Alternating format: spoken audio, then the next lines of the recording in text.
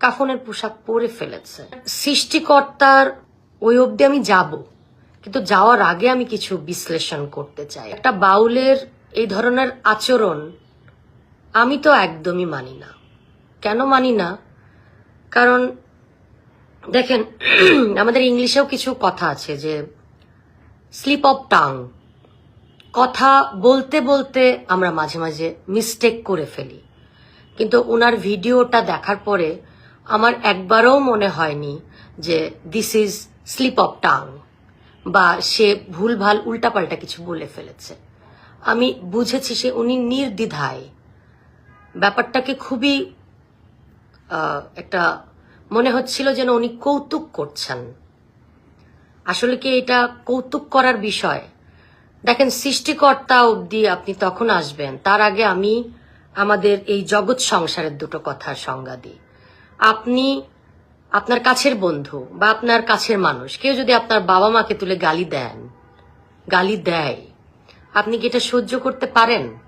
আমি জানি অনেকের এই কথাগুলো ভালো লাগবে না, কিন্তু আমি কথাগুলো বলছি। একটা ভক্ত শ্রোতা বা একটা সাধারণ মানুষকে একটা কটাক্ষ করে যে কথা বলবে বা বাজে মন্তব্য করবে, এই কাজটাই কিন্তু একটা সাধক কোনোদিন করতে পারে না।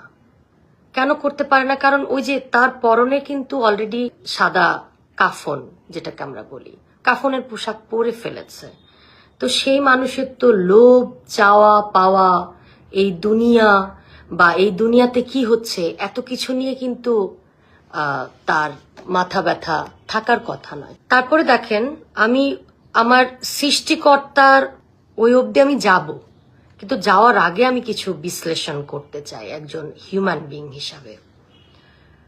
দেখেন, আমাদের দৈনন্দিন সাধারণ জীবনে যা কিছু চলছে, আপনি সবাইকে সব জায়গায় কিন্তু বসানো যাবে না।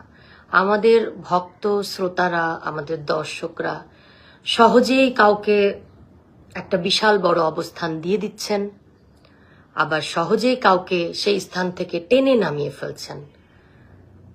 এটা আসলে আমি মনে করি যে আপনাদের এই বিবেচনাটা একটু থিঙ্কিং করে করা উচিত।